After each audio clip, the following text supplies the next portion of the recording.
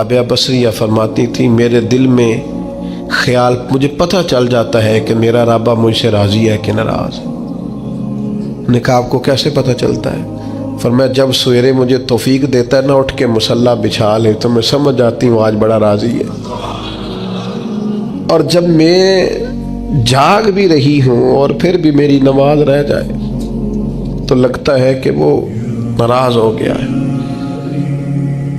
بے توفیقی سے بڑی انسان کے لیے محرومی کوئی نہیں ہوتی۔ اللہ تعالیٰ جب کسی سے ناراض ہوتا ہے تو بعضوں کا سرمایہ نہیں چھینتا، سجدوں کی لذت لے جاتا ہے۔ لوگوں کے پاس ہر چیز ہوتی ہے لیکن بندگی کا موقع نہیں ہوتا۔ وَاعْتَصَمُوا بِاللَّهِ، سب کے لیے ٹائم ہو، اور اگر بندے کے پاس سجدہ کرنے کو ٹائم ہی نہ ہو، دیر تک دعا مانگنے کو ٹائم ہی نہ ہو۔ ایک دن بیمار نہیں ہوئی حضرت رابعہ بصریہ تو کہنے لگی مالک تو ناراض تو نہیں ہو گیا؟ تو مجھے بیمار کرتا ہے تو میں تجھے یاد بڑا کرتی ہوں، میرا نفس کمزور پڑ جاتا ہے، گناہ کی طرف نہیں جاتا، میں ذرا بیمار رہتی ہوں تو ٹھیک رہتی ہوں، مہربانی کر تو میرے اوپر وہ سارا بوجھ ڈال جس سے میرا نفس کمزور رہے اور تیری بات وَاعْتَصِمُوا بِاللَّهِ۔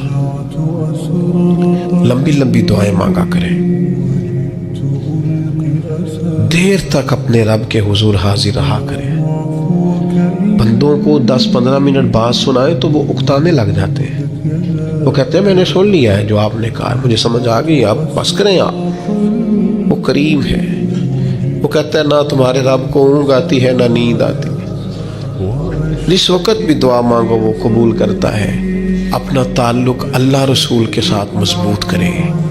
میں اپنے دوستوں سے اکثر کہتا ہوں ہر چیز کمزور ہو جائے تمہارا مصلی نہیں کمزور ہونا چاہیے۔ یہ شعبان، یہ رمضان، یہ مصلی بچھانے کے مہینے، مصلی مجھے اہل عرب کی عادت بڑی اچھی لگتی ہے کہ ان کی گاڑیوں میں بھی قرآن مجید موجود ہوتا ہے اور مصلی موجود ہوتا ہے۔ ہر جگہ نماز کا اہتمام، قرآن کا اہتمام، اس کو اپنی زندگی میں لاگو کریں۔ میری آپ سے اپیل رہے گی کہ خدا را اب ہم بس کریں، بڑی ہو گئی دنیا داری، اور یہ جو ہم نے چاروں جانب جال بچھایا ہوا ہے نا، اس کو بھی راضی رکھا ہوا ہے، اس کو بھی راضی رکھا ہوا ہے، اس سے بھی تعلق بنا ہوا ہے، یہ بڑا کمزور جال ہے، ایک منٹ میں ٹوٹ جائے گا۔ لوگ کوئی نہیں لمبا چلتے کسی کے ساتھ، آرزویں بدل جاتی، تعلقات بدل جاتے، کچھ بھی نہیں ہوتا، کوئی نہیں لمبا چلتے۔ میں ایک جگہ بیان کرنے کے لیے گیا تو میں رو پڑا۔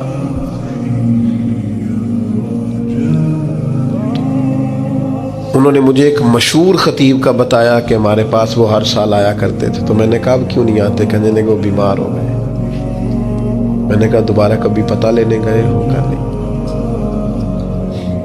اور میں نے کہا بیچارہ بیمار ہوا ہے، تم نے تو زندگی میں ہی چھوڑ دیا، مرنے کے بعد کیا حال ہوگا؟ لوگوں کو تو اس شہرت سے اور اس واہ واہ سے دلچسپی ہوتی ہے، وہ چمکتے ہوئے آفتاب سے، کبھی سورج ڈوب جائے تو کوئی یاد کرتا ہے اسے، کبھی چاند چلا جائے تو کوئی یاد کرتا ہے۔ او پیاں دس دیاں قبراں جنہاں تے پھول پے، ادھروں کوئی نہیں جی آمدات، ادھروں لکھاں گئے۔ ایک بزرگ اپنے بیٹے کے ساتھ قبرستان گئے تو ایک پرانی قبر پہ بیٹھ گئے اور بیٹھ کے رونا شروع کر دیا۔ پرانی قبر تھی، ٹوٹی ہوئی تھی۔ کہنے لگا ابا جی کیا ہوا، آپ کیوں رو رہے ہیں؟ تو بزرگ تھے نا، اہل معرفت میں سے تھے۔ کہنے لگے پتر کچھ نہیں نا، تو 25 سال سے میں آ رہا ہوں، اس قبر پر میں نے کبھی مٹی ڈلی ہوئی نہیں دیکھی، اس پر کبھی کسی کو پھول ڈالتے نہیں دیکھا، کبھی نہیں دیکھا کوئی اس قبر کے پیروں کی جانب کھڑا ہو کے فاتحہ پڑھ رہا، کبھی نہیں دیکھا تو یہاں آیا ہو۔ تو لوگ تو کہنے لگے 20-25 سال تو مجھے بیت گئے۔ ان کا بیٹا مجھے بتانے لگا کہ ابا جی بڑا روئے۔ والد صاحب کہنے لگے کہ پتہ نہیں ہمارے ساتھ کیا ہونے والا، آتے ہی نہیں لوگ، بھول گئے۔ آپ چلے جائیں قبرستان میں، کئی قبریں شکوہ کریں گی کہ کوئی نہیں آیا۔ زمانہ بر مزار ماں غریباں، یہ جہانگیر کی قبر پہ لکھا ہے کہ میں غریب ہوں، میری قبر پہ تو بلبل بھی کوئی نہیں آتی، کوئی بلبل ہی گیت سنا جائے آ کے، کوئی پروانہ ہی نہیں آتا۔ لیکن بادشاہاں نہ امیراں دے، دیوے بل دے صدا فقیراں دے۔ وہ حضرت پیر میر علی شاہ پاک پتن گئے تو نعرے بڑے لگ رہے تھے بابا صاحب کے، تو کہا یہ کیا ہے؟ فرمایا قرآن سچا ہو رہا ہے۔ رب نے کہا تھا فاذکرونی اذکرکم، مجھے یاد کرنا میں تمہیں یاد کروں۔ فرید نے ساری زندگی اللہ اللہ کی ہے، اب دنیا دیکھو ان کو یاد کر رہی۔ تو میرے بھائیوں، ہم نے توبہ کرنی ہے، لیکن پھر سنورنا ہے، پھر اخلاص پیدا کرنا ہے، پھر اللہ سے جڑنا ہے، پھر اپنے معاملات کو درست کرنا ہے۔ اللہ تعالی ہمیں سمجھنے کی توفیق دے۔ اللہ تعالیٰ نے قرآن مجید میں فرمایا ہے کہ ان الذین آمنوا وعملوا الصالحات لہم اجر غیر ممنون۔ فرمایا بے شک وہ لوگ جو ایمان لائے اور جنہوں نے نیک اعمال کیے، ان کے لیے اللہ کی بارگاہ میں ایسا اجر ہے جو کبھی ختم نہیں ہوگا۔ ان کے لیے نہ ختم ہونے والا، نہ منقطع ہونے والا اجر ہے رب کریم کی بارگاہ میں۔ نبی کریم صلی اللہ تعالی علیہ وسلم نے فرمایا ہے کہ اگر کوئی شخص کوئی نیکی کا کام کرتا تھا اور پھر اگر وہ بیمار ہو جائے یا کسی سفر میں چلا جائے تو فرشتوں کو حکم دیا جاتا ہے کہ اس کی نیکی لکھتے رہنا،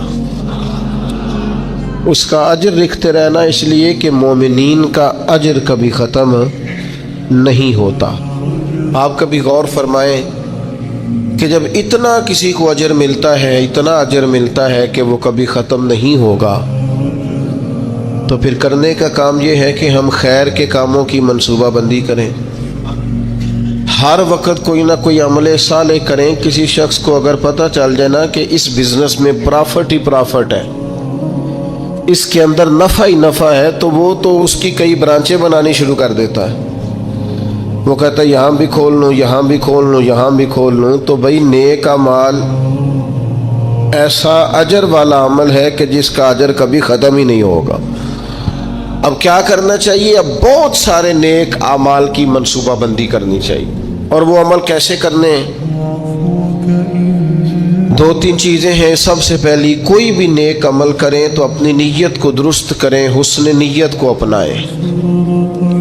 نیتوں کا بگاڑ، ارادوں کی خرابی، یہ اچھے بھلے اعمال کو ضائع کر دیتی۔ جب ہماری طبیعت اس طرح کی ہو کہ ہم اچھی نیتوں کے ساتھ آگے بڑھیں، خیر کے ارادوں کے ساتھ آگے بڑھیں، ہم اس دین کے ماننے والے ہیں جس پر قیامت والے دن ان اعمال کا بھی اجر ملے گا جو کیے ہی نہیں ہوں گے۔ تو پوچھا جائے گا مالک یہ تو عمل کیا ہی نہیں، تو فرمائے اس کا ارادہ تو کیا تھا نا، نیت تو تھی نا، تم خالص تو تھے نا، موقع نہ بن سکا، تمہارے لیے اسباب نہ ہو سکے، لیکن اجر تو ملا۔ اور امام غزالی فرماتے ہیں کچھ اعمال لے کر فرشتے اللہ کے حضور حاضر ہوں گے، رب کریم فرمائے گا واپس لے جاؤ ان اعمال، میرے لیے نہیں کیے، یہ تو کسی اور کو دکھانے کے لیے کیے۔ حسن نیت، اچھا ارادہ، پروگرام اس طرح کا جس میں اللہ کی رضا شامل۔ آپ جب تک نیت کا وضو نہیں کرتے، ارادوں میں اخلاص پیدا نہیں کرتے، اور ہم لوگ جب تک اپنے معاملات میں آگے جانے کے لیے محض اللہ کی رضا کو پیش نظر نہیں رکھتے، اتنی دیر تک عمل بیکار ہے۔ اس لیے کہ نبی پاک صلی اللہ تعالی علیہ وسلم نے فرمایا رب نہ تمہارے مالوں کو دیکھتا ہے، نہ تمہارے چہروں کو دیکھتا ہے، وہ تو تمہارے دلوں کو دیکھتا ہے۔ تو سب سے پہلے تو باطنی طور پر یہ بہت سارے لوگ ایسے ہیں زندگی میں آگے جانا چاہتے ہیں، بڑھنا چاہتے ہیں، لیکن ان کے ساتھ حسن نیت کا ساتھ نہیں، ارادوں میں خلوص نہیں، وہ جو منصوبہ بندی بنا رہے ہیں اس کے اندر اللہ کی رضا شامل نہیں۔ تو مجھے بتائیے جب اللہ کی رضا ہی شامل نہیں ہوگی تو اللہ کی مدد کیسے شامل ہوگی؟ اللہ کی مدد اس کام میں شامل ہوتی ہے جس میں اللہ کی رضا مطلوب ہو، اور جب مطلوب ہی اللہ کی رضا نہ ہو، دنیا داری، شہرت، پیسہ، مال، دولت، کچھ مل جائے، کچھ اصول ہو جائے، مجھے بھی کچھ جاننے لگ جائے، تو پھر جس طرح کی نیتیں ہوتی ہیں اسی طرح کا اس شخص کو اس کا پھل بھی دیکھنے کو ملتا ہے۔ سب سے پہلے تو اچھی نیت کسی بھی عمل کے لیے، اور اس کے فوراً بعد مناسب منصوبہ بندی۔ مسلمانوں کا آج سب سے بڑا مسئلہ یہ ہے کہ یہ کام کرتے ہیں لیکن کسی منصوبہ بندی کے تحت نہیں کرتے. ہم اپنے کاموں کو مرتب نہیں کرتے، نظم و نسق کا حصہ نہیں بناتے، ہمارے کام بے ترتیب ہوتے ہیں، الجھے ہوئے ہوتے ہیں. ہم جن پیارے نبی کریم صلی اللہ تعالی علیہ وسلم کے غلام ہیں، حضور ہر کام کرتے تھے تو مناسب منصوبہ بندی کے ساتھ فرمایا کرتے. جنگ بدر کا موقع ہے تو نبی پاک علیہ السلام نے پہلے مجلس مشاورت منعقد کی ہے، صحابہ سے رائے لی ہے، اس کے بعد صفوں کو سیدھا کرایا، ہر آدمی کی اس مقام پر ڈیوٹی لگائی، اور پھر اللہ کے محبوب نے مصلی بچھا کے اللہ سے مدد کا سوال کیا. جنگ احد کا موقع ہے تو سرکار نے ڈیوٹیوں کو تقسیم فرمایا. ایک چھوٹا سا حصہ صحابہ کا، ایک جماعت جس کی ڈیوٹی تھی کہ یہ درہ تم نے نہیں چھوڑنا، تو ایک درہ ہی چھوڑا انہوں نے، تو اس کا نتیجہ بہت ساری شہادتوں کی صورت میں سامنے آیا ہے. جنگ خندق کا موقع ہے تو سرکار کی منصوبہ بندی دیکھیں. 10,000 کا لشکر مدینے پہ حملہ آور تھا، ٹھنڈ تھی، قحط تھا، تو مدینے کے تینوں جانب تو مکانات تھے، کافر داخل ہی نہیں ہو سکتے تھے، کونا خالی تھا. تو نبی کریم علیہ السلام نے صحابہ سے مشورہ کیا تو حضرت سلمان فارسی نے کہا خندق کھود لینی چاہیے. اس خندق کو کھودا گیا اور پھر وہ 10,000 کے لشکر کو جس طرح روکا گیا ہے اور جس طرح وہ ناکام ہو کر لوٹ گئے ہیں، اللہ تبارک و تعالیٰ نے اس کو فتح عظیم مسلمانوں کی بنا دیا. فتح مکہ کا موقع آپ دیکھ لیں تو حضور کی منصوبہ بندی دیکھیں. سب سے زیادہ دینی لوگوں کو ضرورت ہے مناسب منصوبہ بندی. او اللہ خیر کرے گا جی، او بسم اللہ جی تسی آ جاؤ. او خدا کے بندے، جن بزرگوں کا آپ نام لے رہے ہیں اور جس دین کی آپ بات کر رہے ہیں، وہ دین ہی منصوبہ بندی کا حکم دیتا ہے، حکمت عملی سے اور تدبر سے چلنے کی بات کرتا ہے. وہ دین ہی کہتا ہے کہ آپ چیزوں کو مرتب کر کے کریں، بے ترتیب اور بے ڈھنگے. یعنی ایک شخص کے بکھرے ہوئے بال تھے، الجھی ہوئی اس کی حالت تھی، تو نبی پاک علیہ السلام نے دیکھ کے فرمایا کتنا اچھا ہوتا اگر یہ کنگھی کر لیتا تھا، یہ سوار لیتا اپنے آپ کو. پسند کیا نبی پاک. آپ اچھی منصوبہ بندی کے ساتھ آگے بڑھیں. آپ کسی کام کے لیے لوازمات بھی جمع کریں، پر آپ کا اس کے لیے طریقہ کار مرتب کرنا. ایک بڑی سادہ مثال ہے، کام کو کام سکھاتا ہے. جب آپ کوئی کام کرتے ہیں تو کام کرنا آ جاتا ہے، لیکن جب کام لوگ کرنا ہی نہیں چاہتے پھر ان کو کام کرنا نہیں آتا. کام کو کام سکھا دیتا ہے. حضور فتح مکہ کے لیے تشریف لے گئے تو نبی پاک علیہ السلام نے صحابہ کرام سے فرمایا ہر آدمی اپنی الگ سے آگ جلائے گا کھانا پکانے کے لیے. ایسا ہوتا نہیں تھا روٹین میں.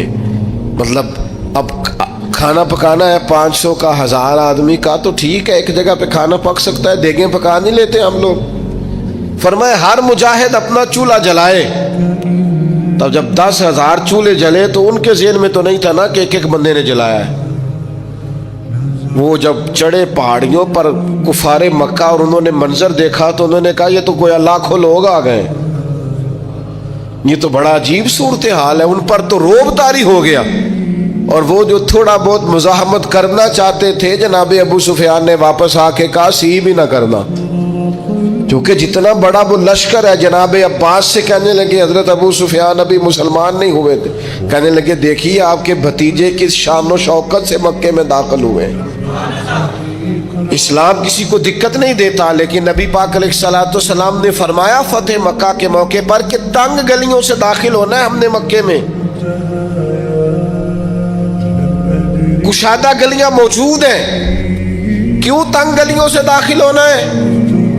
جب تنگ گلیوں سے لشکر گزرتا تھا تو گھوڑا گزرا، دوسرا گزرا، تیسرا گزرا، یہ تو گھنٹوں پتہ نہیں کتنا کوئی لمبا لشکر ہے، ان کو سمجھ ہی نہیں آ رہی تھی. آپ مناسب منصوبہ بندی کریں، آپ کا انداز خوبصورت ہو، آپ بہترین طرز کے ساتھ کام کریں، پھر آپ کو اندازہ ہوگا کام کیسے کرنا ہے. ہمیں نہ لوگ کام نہیں کرنے دیتے. لوگ پتہ کیا کہتے ہیں، او بسم اللہ پڑھو جی اللہ خیر کرے گا. او بھائی اللہ تو خیر کرے گا، پر رب کریم نے بھی تو اصول دیے ہیں نا. سارے جانوروں کی قربانی نہیں ہوتی. जानवर भी मखसूस होगा, उसकी उम्र भी मखसूस होगी, वक्त भी मखसूस होगा, अय्याम भी मखसूस होंगे, तरीक़ाकार होगा। आप बेतरतीब जब काम करते हैं तो उसमें उलझाव पैदा होते हैं। मुनासिब मनसूबा बंदी, एक अच्छी तरतीब, एक मुनज़्ज़म। मैं शुरू में जब हमने महफिलों का आगाज़ किया तो मैंने दुआ का टाइम लिखना शुरू किया, इतने बजे दुआ हो जाएगी। तो लोग मुझे कहने लगे आप अजीब आदमी हैं, इतने बजे दुआ हो जाएगी, ये कैसे हो सकता है, लोग तो आते ही नहीं। सिर्फ 2 दफ़ा ऐसा हुआ है, ज़्यादा नहीं, कि दुआ के बाद लोग आए और उन्होंने कहा महफिल ख़त्म भी हो गई। 2 दफ़ा, फिर उनको पता चल गया कि ये वाकई ख़त्म कर देते हैं, फिर टाइम पे आने लग गए। कोई लंबी मेहनत नहीं करनी पड़ी, कोई हमें ज़्यादा नहीं वो करना, कुछ भी नहीं, कोई हमें ज़्यादा उसमें दुश्वारी नहीं हुई। आप नज़्म बनाए, नज़्म। मैं जिन महफिल में शिरकत करता हूँ दोस्तों को पता है ये टाइम पे आता है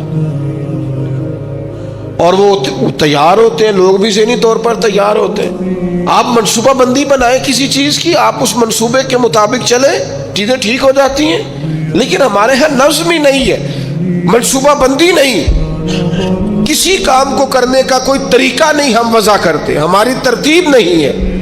जब तक आप मुरत्तब नहीं हैं, ये हमारे हकीमुल उम्मत मुफ्ती अहमद यार खान साहब नईमी, मुफ्ती साहब रहमतुल्लाह अलैह ने कुरान मजीद के एक पारे की एक तफसीर एक जिल्द में लिखी है, एक पारा और एक जिल्द पढ़ाया है, पढ़ा है, मिशकात की शरह की। किसी ने उनसे कहा इतना कुछ लिखा है आपने, पढ़ा नहीं जा सकता। तो फरमाने लगे सिर्फ एक काम किया है मैंने, अपने टाइम को मुरतब किया है। मुफ्ती साहब 1 बजे जुमे की तकरीर शुरू करते थे और जब वो अल्हम्दुलिल्लाह स्पीकर में कहते थे, लोग अपनी घड़ियां ठीक करते थे कि 1 पूरा बज गया है। हम कोई तरतीब ही नहीं, वक्त का ज़िया है।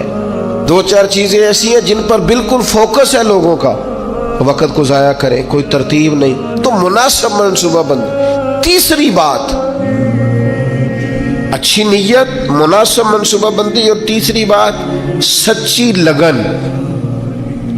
जब तक आप में लगन नहीं होती, आप थोड़ी देर काम करके उकता जाते हैं, मुसलसल नहीं कर पाते।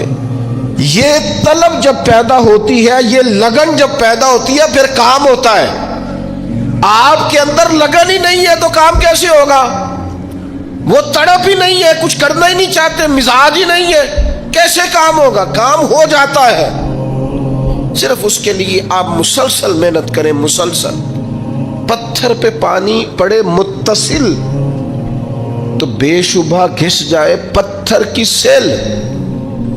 पानी का एक कतरा कभी भी सीमेंट में सुराख नहीं कर सकता, लेकिन अगर मुसलसल गिरता रहे ना तो वो सीमेंट में भी सुराख कर देता है। प्लस्तर वाली पक्की जगह, टाइलों वाली में भी वो घुस जाता है। क्यों? कि मुसलसल है ना, इस्तकामत है ना, लगन है ना, लगन से काम करें। वो बहुत सारे दोस्त आके मुझसे कहते हैं मैं बड़े ही काम कीते ने, कोई कामयाब नहीं होया। मैं कहो बड़े छड़ दे तो एक ही कार, उन्होंने 4 दिन चाज नाल कार ठीक हो जाएगा। तो बड़े करने के चक्कर में कोई भी नहीं होता। एक करें, लगन से करें, मेहनत से करें, जद्दोजहद से करें, अपनी सारी सलाहियतें लगा दें। आप उसके अंदर पूरे तौर पर लग जाए, आप मजबूत हो जाएंगे, आपके अंदर तवानाई आ जाएगी। तो एक तो अच्छी नीयत, मुनासिब मनसूबा बंदी, और फिर उसके बाद लगन, और फिर चौथी बात कि आप उस काम को जब आपने कर लिया, वो पाया तकमील तक पहुंच गया, अब आपने कहना है मैंने नहीं किया, ये मेरे रब करीम ने किया है। अब आपकी तबीयत का शुक्र, आपके मिजाज का ठहराव, अब आपके अंदर की आजिज़ी, यानी नबी पाक अलैहिस्सलाम 10,000 का लश्कर लेकर मदीना तैयबा में दाखिल तो हो गए, लेकिन हाल ये है कि सरकार ने काला इमामा बांधा हुआ है, ऊंटनी पर सवार है, और हुजूर ने यूं गर्दन झुकाई हुई है कि कई दफ़ा ऊंटनी की गर्दन से भी सरकार की गर्दन नीचे दिखाई देती है बज़ाहिर। क्यों? کہ سرکار نے اپنا سارا اپنے رب کی بارگاہ میں جھکا دیا کہ جو کچھ ہے مالک کا ہے. نیت بھی آپ کی ٹھیک تھی, منصوبہ بندی بھی آپ نے کی, اور پھر اس پر لگن بھی آپ کی تھی, پر جو نتیجہ نکلے گا اس میں آپ شکر اللہ کا ادا کریں گے. اور جب تک آپ اللہ کا شکر ادا نہیں کریں گے اتنی دیر تک محسوس نہیں ہوگا کہ آپ کی توجہ اللہ کی جانب ہے. قرآن مجید نے کہا لَئِن شَكَرْتُمْ لَأَزِيدَنَّكُمْ, اگر کرو گے نہ شکر تو میں نعمتوں میں اضافہ کر دوں گا. وَلَئِن كَفَرْتُمْ إِنَّ عَذَابِي لَشَدِيدٌ, اور اگر کفران نعمت کرو گے تو پھر میرا عذاب بھی بڑا سخت ہے. شکر کا مزاج ہو.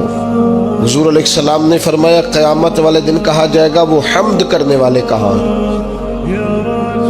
تو کہا 70,000 بندہ کھڑا ہوگا تو رب فرمائے گا ان سے حساب نہیں لینا, انہیں بغیر حساب کتاب جنت میں بھیجنا ہے.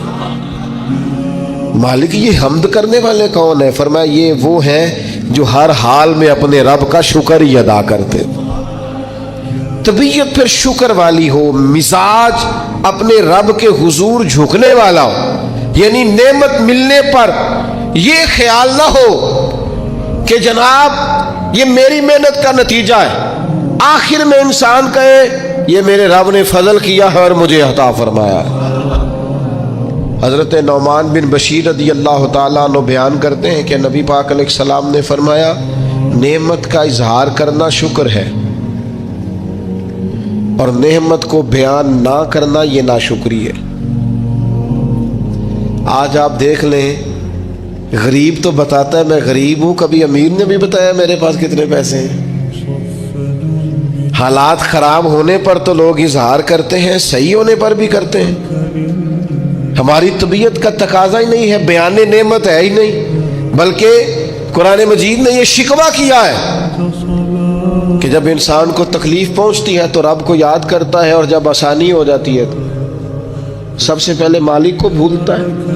اللہ کی بارگاہ کا شکر, او گن تو صحیح یار کبھی نعمتیں خدا کی کتنی زیادہ. ہر وقت تیری طبیعت جھکی رہے گی اپنے مالک کی بارگاہ. اور پھر یہ جو شکریہ ہے نا یہ فطرت ہے, فطرت. جب آپ شکر گزار ہوتے ہیں تو اس کا مطلب ہے آپ فطرتاً ایک خوبصورت انسان ہے. آپ نے کبھی جانور دیکھا ہے وہ بھی شکر ادا کرتا ہے؟ کاٹنے والا جانور بھی ہو تو وہ اپنے مالک کو نہیں کاٹتا. کیوں؟ کہ وہ کہتا ہے یہ مجھے چارہ کھلاتا ہے, یہ مجھے پانی پلاتا ہے, یہ دھوپ چھاؤں میں میرا خیال رکھتا ہے.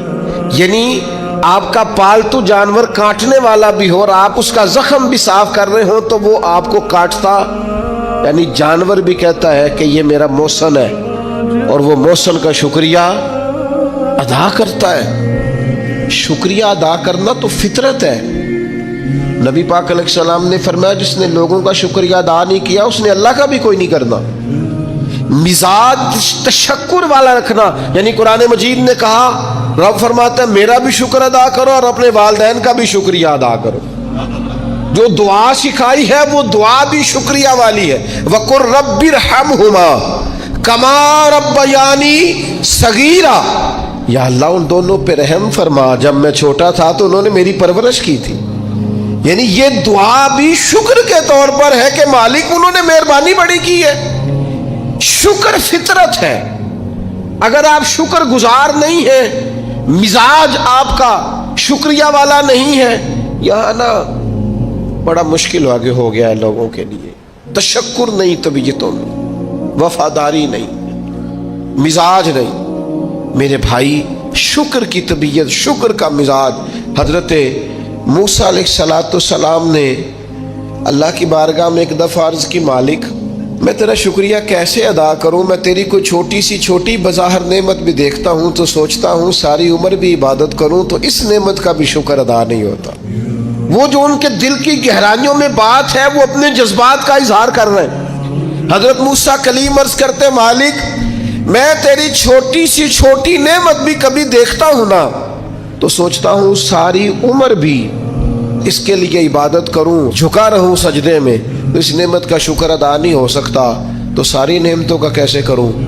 तो जब ये जुमला कहा ना हजरत मूसा ने, तो रब करीम ने फरमाया, ए कलीम अब आपने मेरा शुक्र अदा किया है।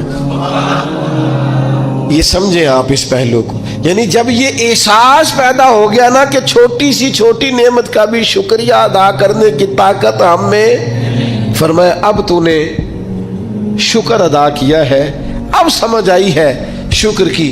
ओ मेरे अजीज, जब मिजाज शुक्र वाला हो, तबीयत शुक्र वाली, हर वक्त मालिक का शुक्र, हर वक्त मालिक का शुक्र, हर वक्त मालिक का, ये मिजाज कभी पैदा। हजरत दाऊद अलैहिस्सलाम ने अल्लाह की बारगाह में अर्ज की, मालिक मुझे बता तो सही, एक नेमत का शुक्र अदा करके मैं उसे देखता हूं तो साथ ही मुझे दूसरी नजर आ जाती है, उसका शुक्र अदा करता हूं तो तीसरी नजर आ जाती है, तीसरी का शुक्र अदा करता हूं तो चौथी। तो मालिक नेमतें इतनी ज्यादा हैं, आखिर में शुक्र कैसे अदा करूं?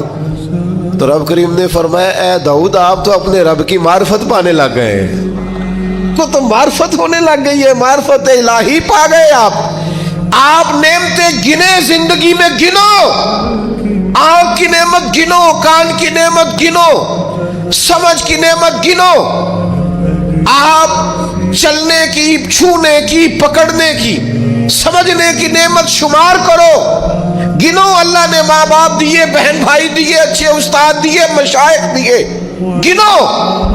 उस करीम रब ने करम किया और अपने लाडले नबी की उम्मत बनाया।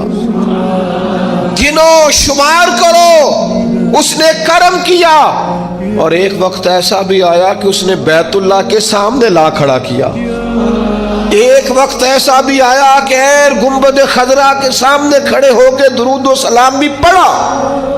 करो शुमार वो नेमतें, कहाँ कहाँ किस किस मकाम पर। और खुद ही अल्लाह का कुरान बोला, तुम अगर नेमतें गिनना चाहो तो गिन सकते नहीं।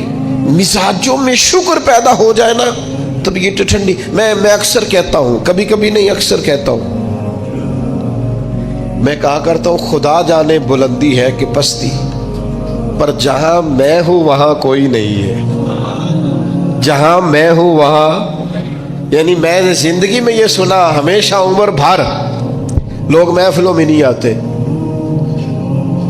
फिर मेरे दोस्तों ने मेरे कानों में ये भी कहना शुरू कर दिया, तुसी ना ऐलान करे जे फिर सड़कों बंदे नहीं सामने जाते।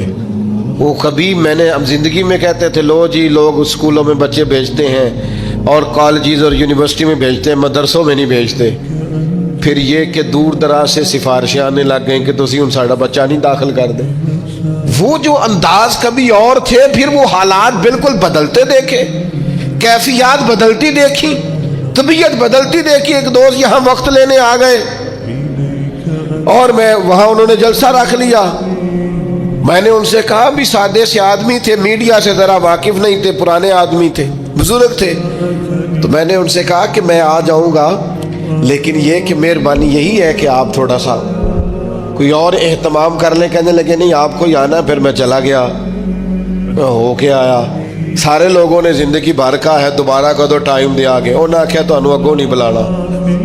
मैं क्यों दी की वजह है? उन्हें कैदी ते मसीत दे छड़न लगे सन बंदे, साड़ी पुरानी मसीत सारियां छत्तां भर गईयां।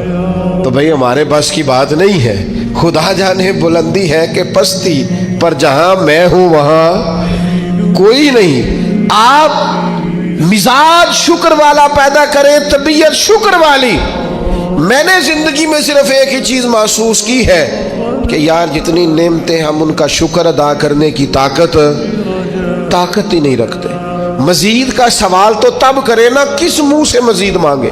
जो है उनका शुक्र ही नहीं अदा हो पा रहा, शुक्रिया ही नहीं अदा कर पाते। तो पहली बात तो ये कि अच्छी नीयत अपनाएं, दूसरी बात ये कि मनसूबा बंदी करें, तीसरी बात ये कि लगन से काम करें, चौथी बात ये कि जब काम हो जाए तो फिर अपने रब का और खूब अदा करें।